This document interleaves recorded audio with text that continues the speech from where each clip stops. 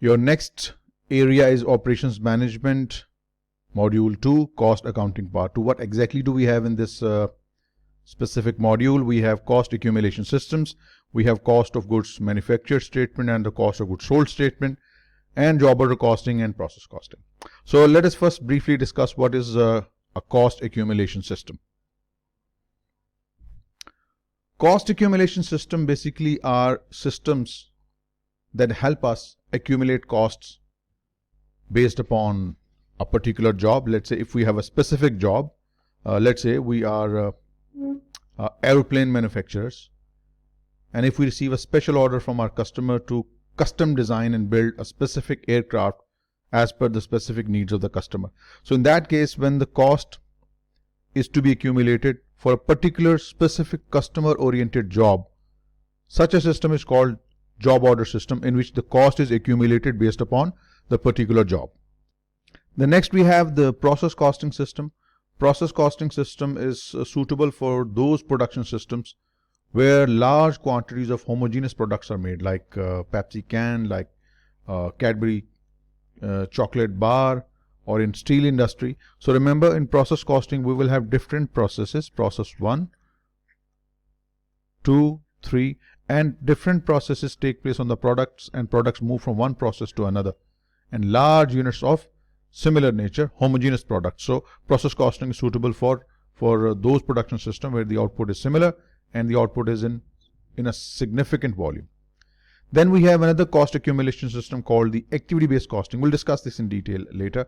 Activity-based costing is a cost accumulation system in which the cost is accumulated activity-wise. We have different activities in a production system: material handling, production scheduling, machining, quality and inspection. So let's say this is the activity A1, this is the activity A2, this is the activity A3. We will accumulate costs over different activities, then we will select some suitable driver, and then so on. We'll discuss this later on. So when the costs are accumulated based upon different jobs, it is called job order system. When the cost is accumulated into different processes that are engaged in producing a particular good that moves from one process to another, this is called process costing.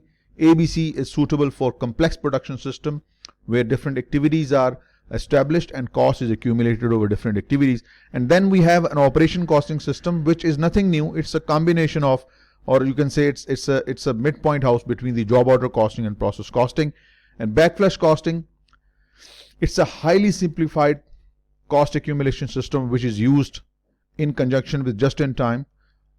And then finally we have a cost accumulation system called the life cycle costing, where we accumulate the cost over the life of a product, right? The point where the idea originates in your mind till the point where the product is taken out from the market. So accumulating all the cost from the idea inception till the product's recall from the market, all these costs accumulated, added, this system is called the life cycle costing system.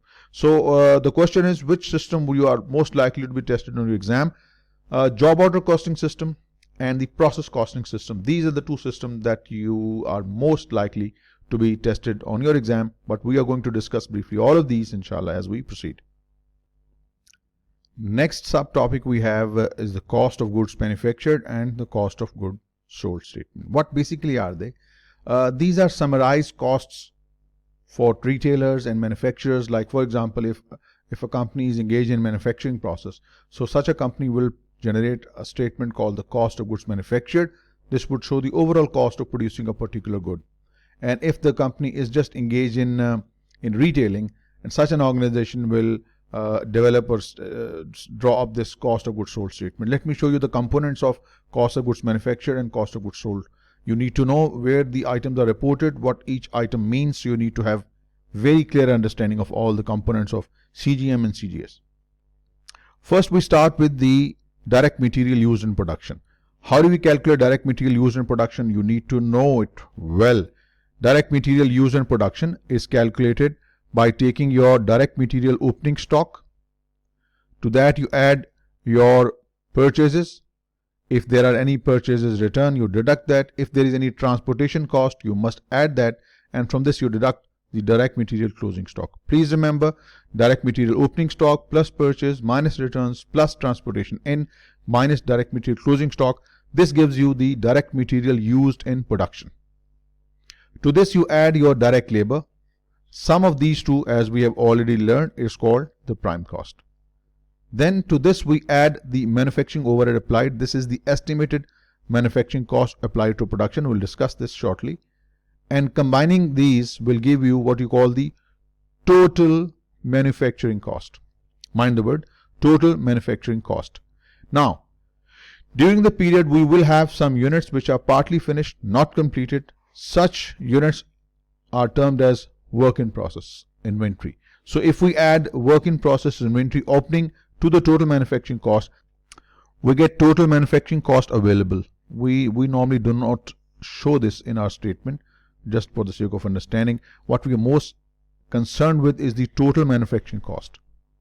Direct material, direct labor, and the manufacturing overhead applied. This gives you the total manufacturing cost incurred. If you add to this the beginning work in process and deduct the ending work in process, this is most important part. This is called the cost of goods manufactured. So if we represent it in a formula form, so it's going to be the cost of goods manufactured is equal to the total manufacturing cost, this one, plus beginning work in process, this one, deduct the ending work in process, this one, and what you get is called the cost of goods manufactured.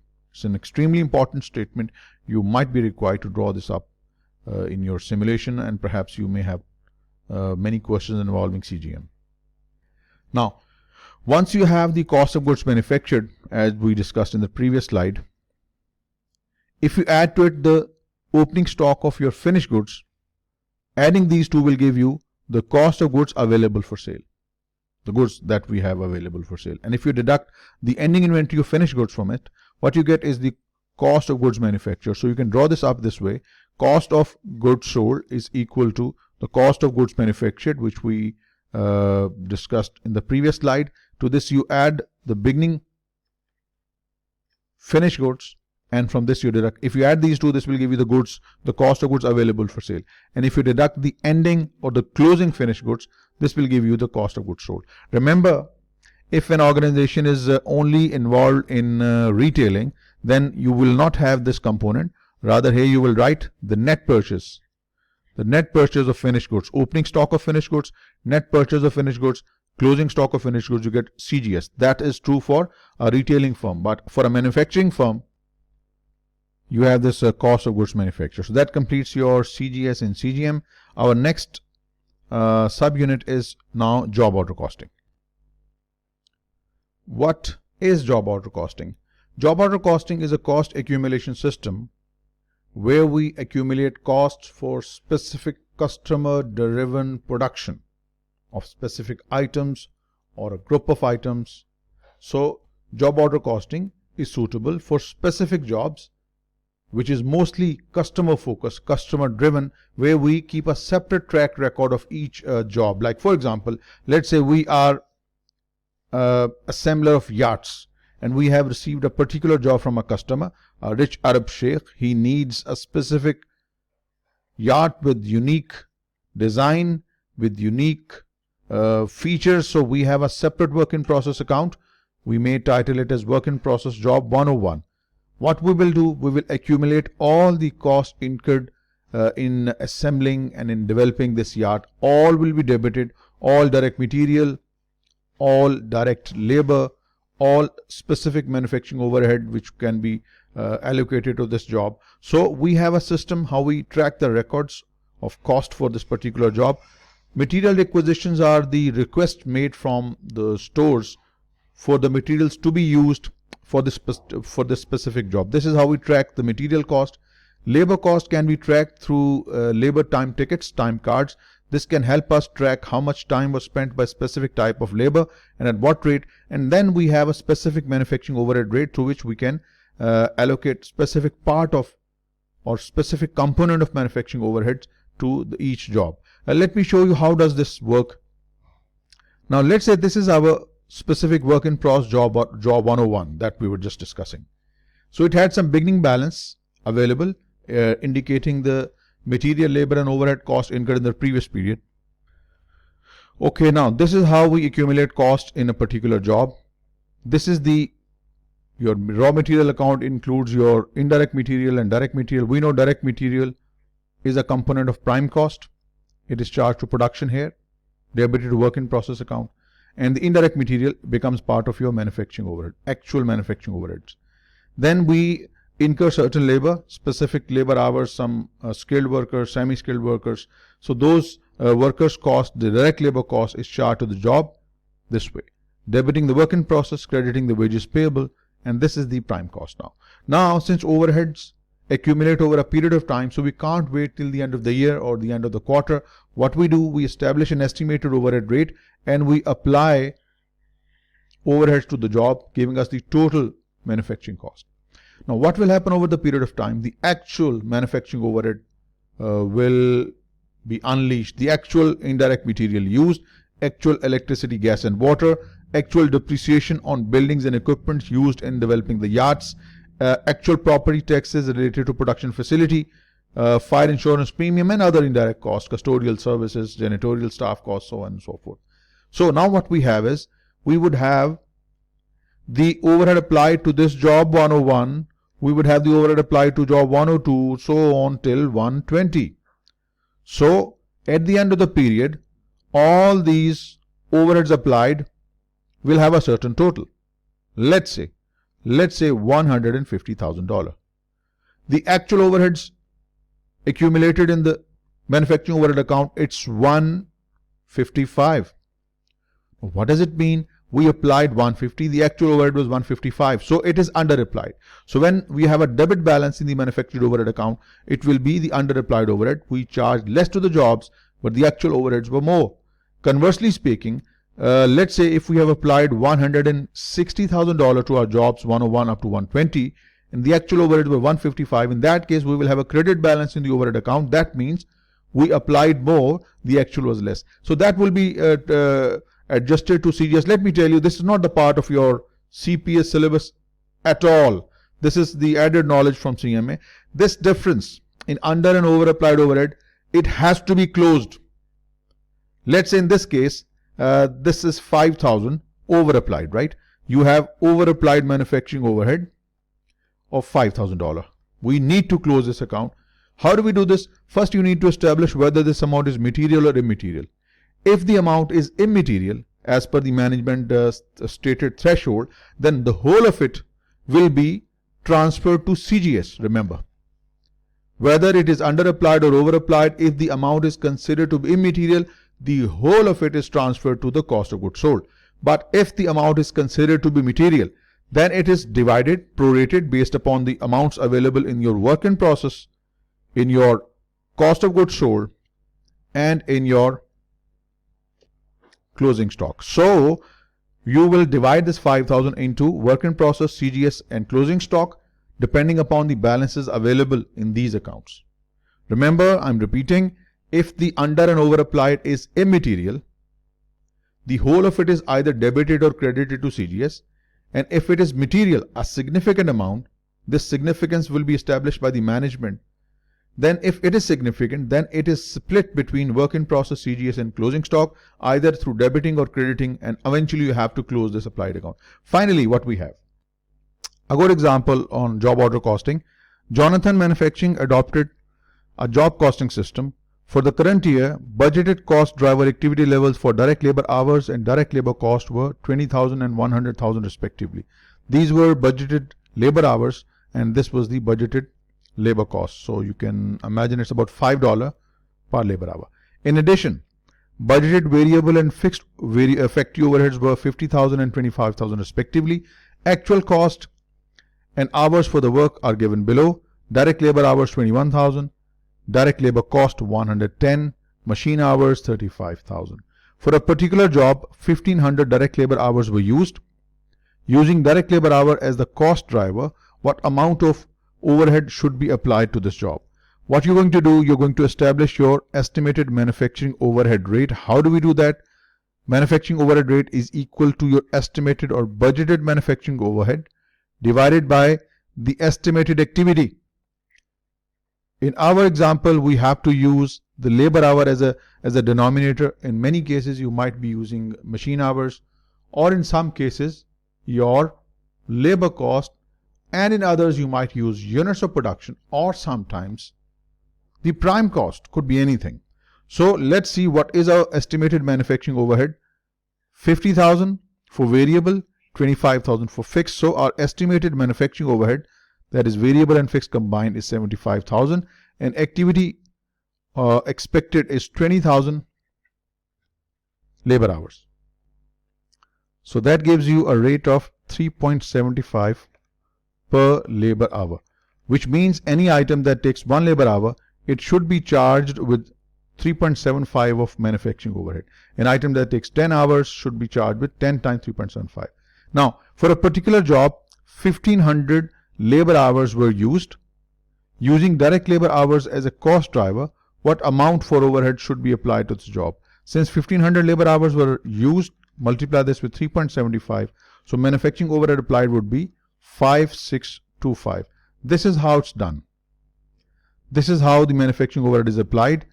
5625 estimated for this particular job 101, and similarly all the applieds would be on the credit side of manufacturing overhead applied account, and the actual will come on the debit. At the end we can compare the debit and credit, and we will see that how we ended up. Is it over applied or under applied overhead? At the end I told you how to do how to deal with the under and over applied overheads. So that ends your job order cost system. Then we have the next subunit, process costing. What is process costing? Process costing basically is a cost accumulation system that is suitable when we produce large number of homogeneous products. For example, we have two processes, process 1, process 2, when we produce items in large quantity for mass market. So what we will do, we will accumulate our cost for each processes separately, for process 1 separately, for process 2 separately. So the units are moved from one process to another, and we will establish what is the per unit cost for process 1 and per unit cost of process 2, and based upon this valuation we will determine the cost of goods transferred to the next department, the cost of the goods still laying at the end of the period with process 1, or the cost of ending work in process still laying with the process 2, and the final cost of the items transferred to your finished goods stock. So how this is done, there are some steps that you need to learn very well. First, summarize physical units.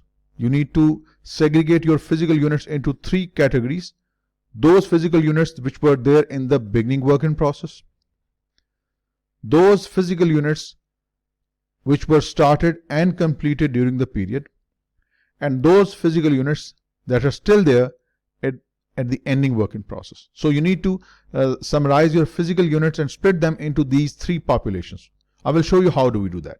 Then the second step is to calculate the equivalent units of production for material and conversion cost. We know conversion cost is the sum of direct labor and your manufacturing overhead or the factory overhead, which is of course the combination of your fixed and variable overheads. The third step is accumulate total cost. Total cost for material and for conversion cost, which is of course the sum of your direct labor and manufacturing overhead. The fourth step is calculate cost per EUP, equivalent unit of production. We'll discuss this, all these steps. And finally, the last step, apply the above rate to value your work in process and the goods completed in the current department. So let us discuss these steps one by one.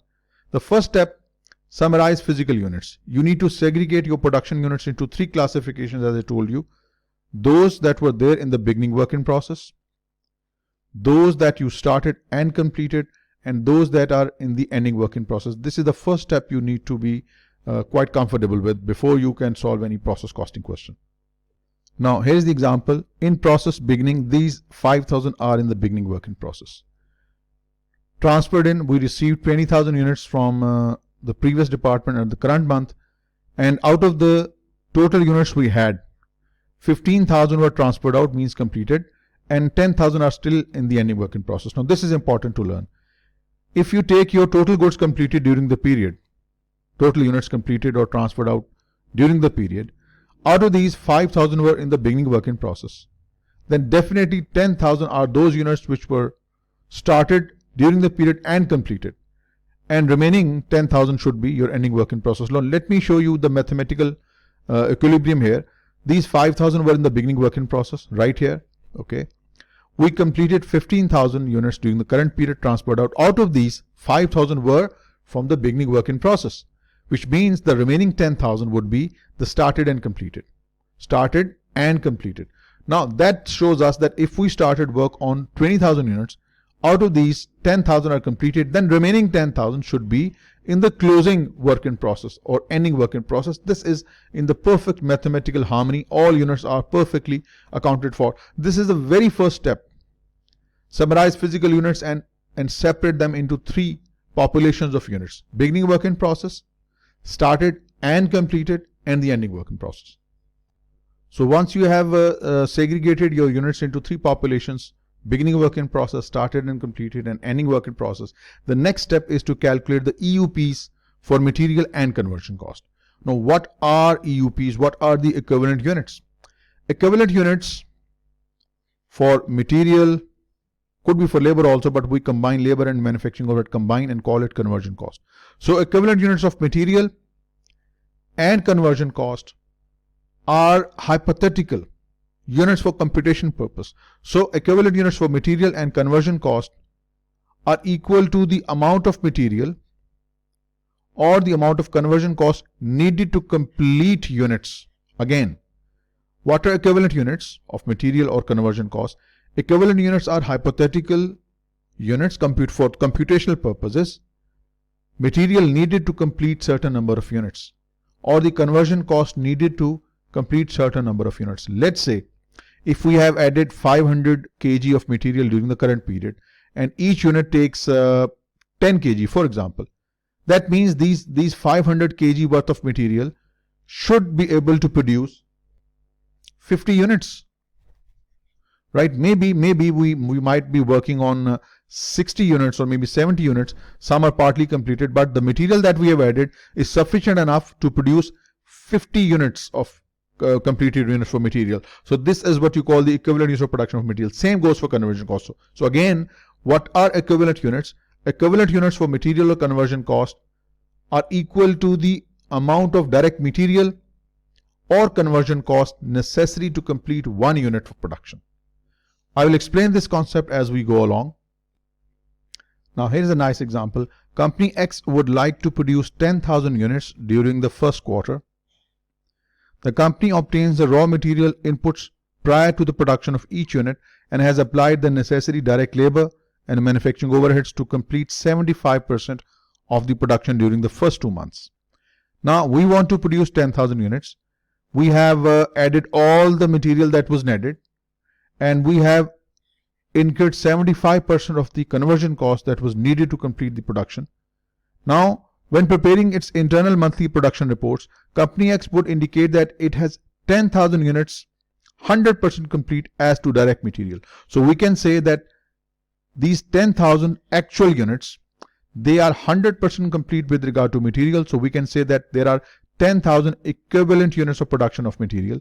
And since only 75% conversion cost has been incurred, that would mean that the conversion cost that has been added is sufficient enough to complete 7,500 units.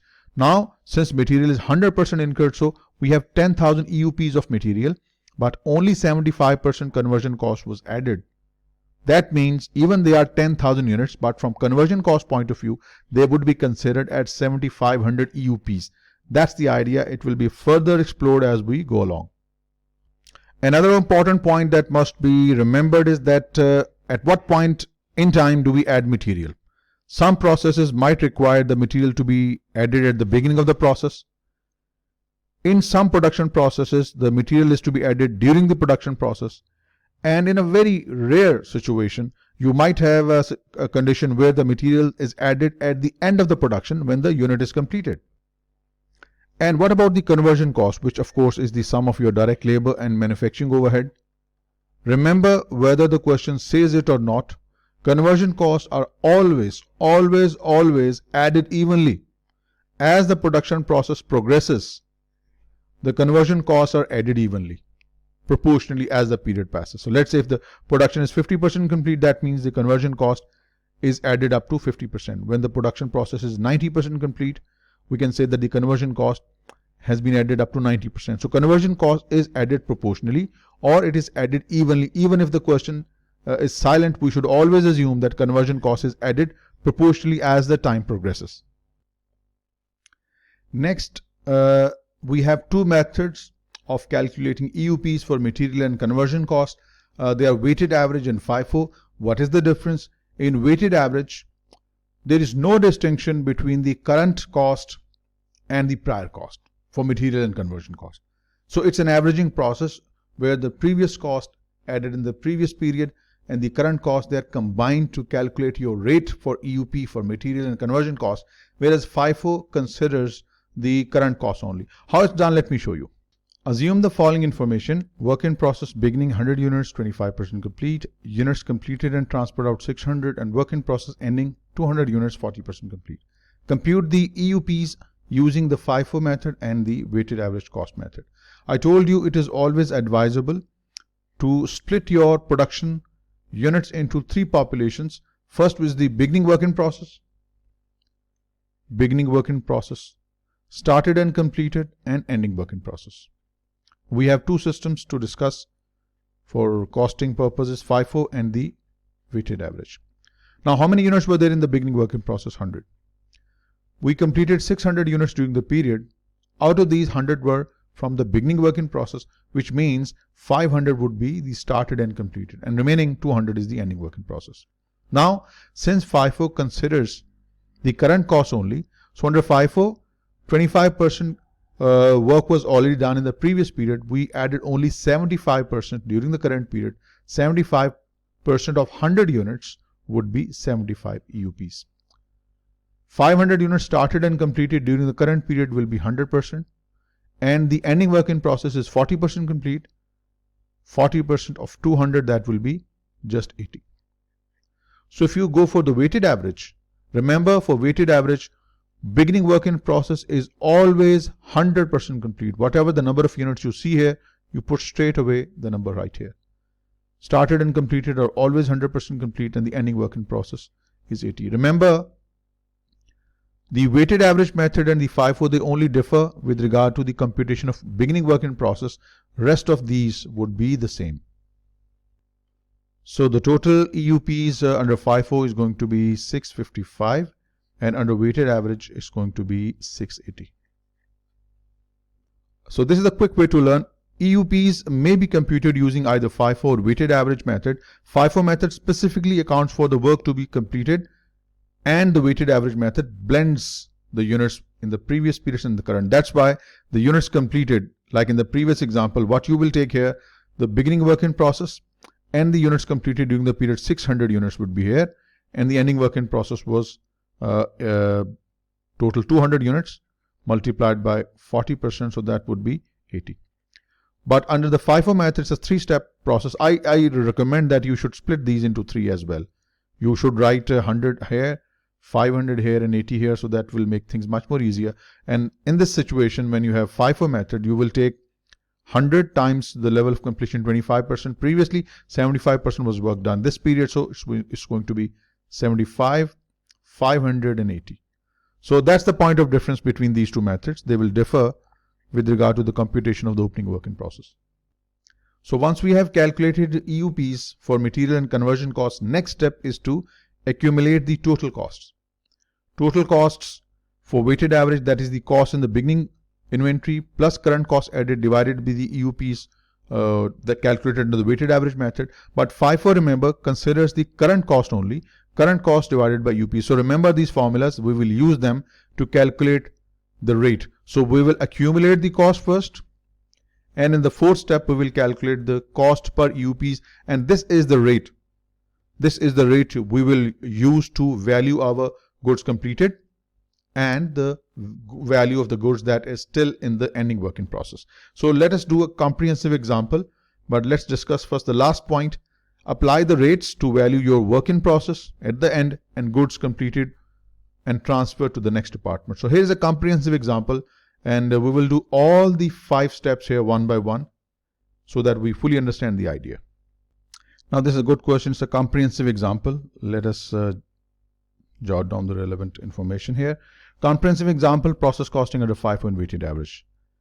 We have percent of completion given in the first column, materials, conversion cost, and total. Units in process May 1st, materials 100% added, 4,000 units of material, and conversion cost 40% complete, and there are 4,000 units. So this 4,000 here are the physical units, not EUPs. We will calculate EUPs in our first step. Then we have units started and completed in May, material 100% added during the period on 10,000 units, and conversion cost on 10,000 units. These are also the physical units. Units in process May 31st, materials 100% complete, 2,000, and conversion cost only added up to 80%, 2,000. Remember, these are the physical units, and the beginning work in process, physical units completed during the period, and physical units at the end, not EUPs. It further says that the costs associated with the beginning work in process, these 4,000 units carry 1,000 worth of material. These 4,000 conversion cost units have 3,000 conversion cost, that is the direct labor and manufacturing overhead. It further says that the cost added during the current period on these units 10 and to 12, 24,000.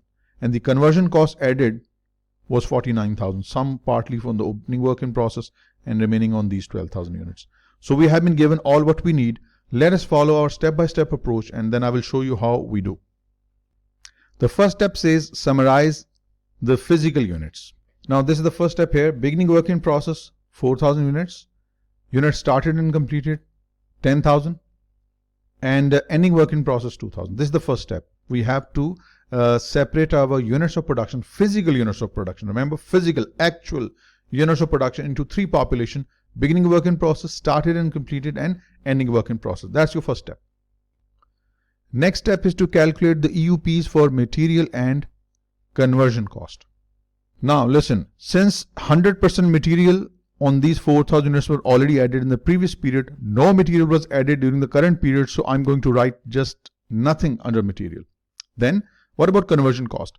40% conversion cost was added in the previous period, that's included in the beginning work in process. We would have added the remaining 60% of the conversion cost during the current period, so 60% of 4,000 would give you 2,400. Started and completed, by definition, it is always 100% complete. In ending work in process, 2,000 units. These 2,000 units which we have in the ending work in process, all material was added 100%. So material wise, they are 100% complete. So you're going to write 2,000 here.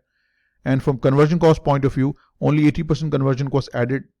That's why they are in the ending work in process. So 80% 2,000, that's going to be 1,600. So this is for FIFO, 12,000 EUPs for material, and 14,000 EUPs for conversion cost. Now what about weighted average? Remember, it's very important. For weighted average method, your beginning work in process will always be complete 100% for material and conversion cost. That's the only difference between beginning work in process in FIFO and weighted average. Rest of the units EUPs would be the same, 10,000 for material and 10,000 for conversion cost, same like FIFO, and 2,000 for material ending work in process, and 1,600. So if you add these up, you will have 4, 10, 14, 16,000. And here you will have 15,600. So second step is done.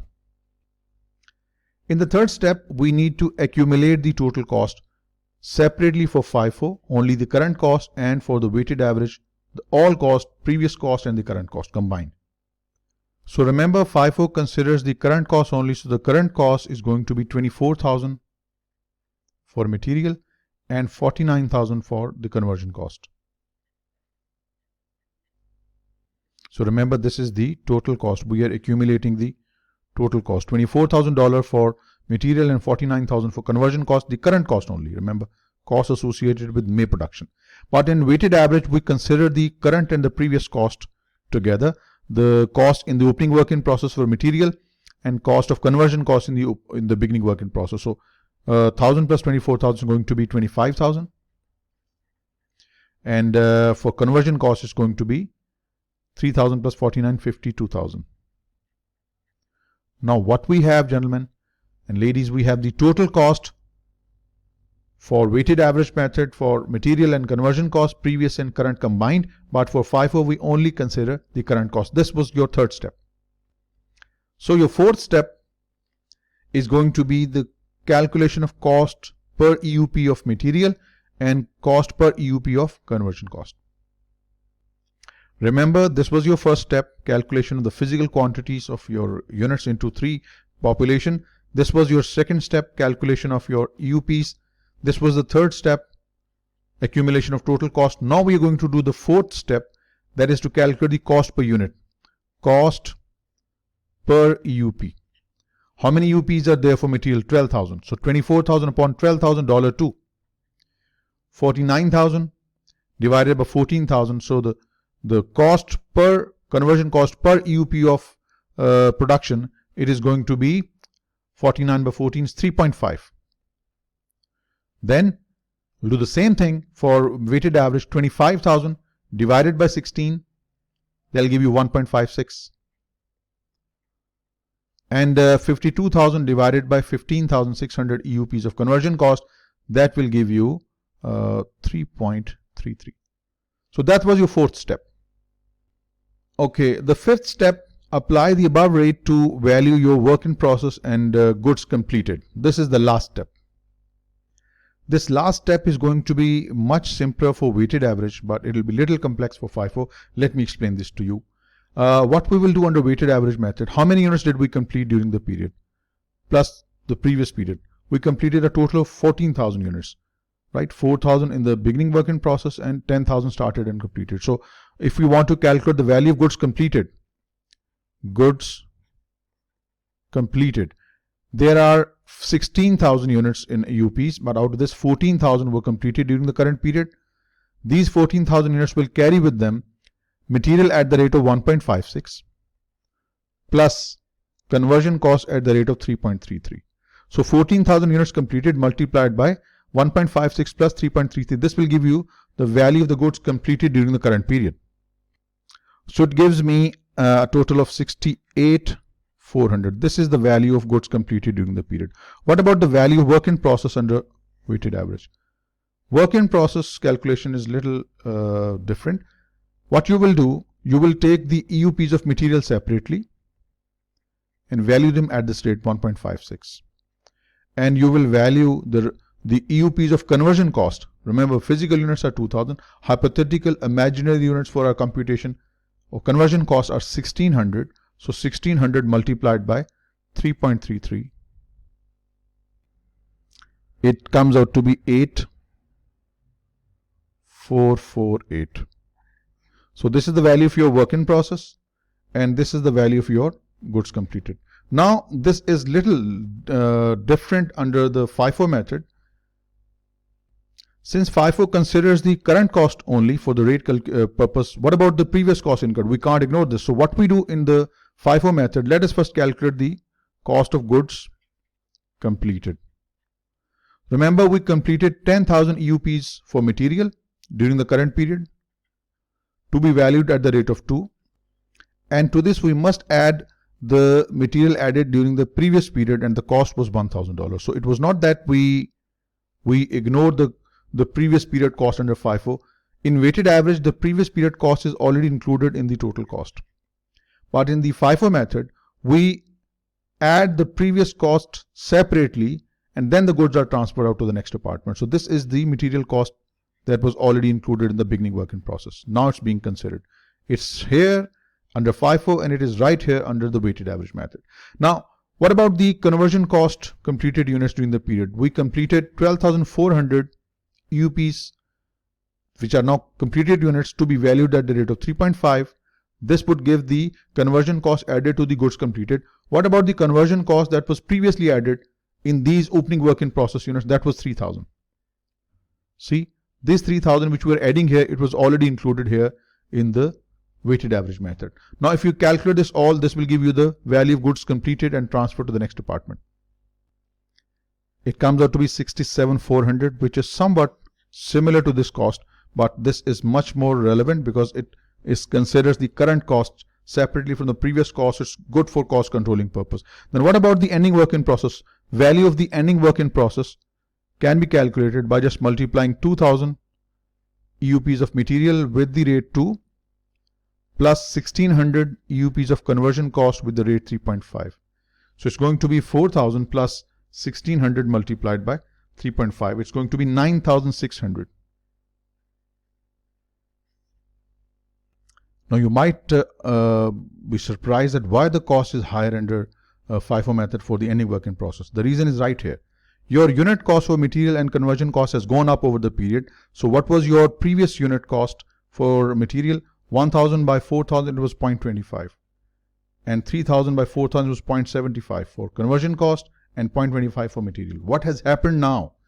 $24,000 divided by 12,000, it is, see, you can well imagine now the cost has gone up.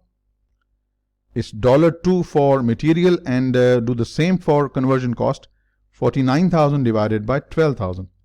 It is 4.08 for conversion cost. Since your per unit cost for material and conversion cost has gone up, and FIFO separates the current and previous costs, that is the reason you see a higher value of your ending work in process because of the higher cost. That's the benefit of using FIFO, that your current costs are separated and you can then compare your current period cost with the previous rate, and then this could help us control costs.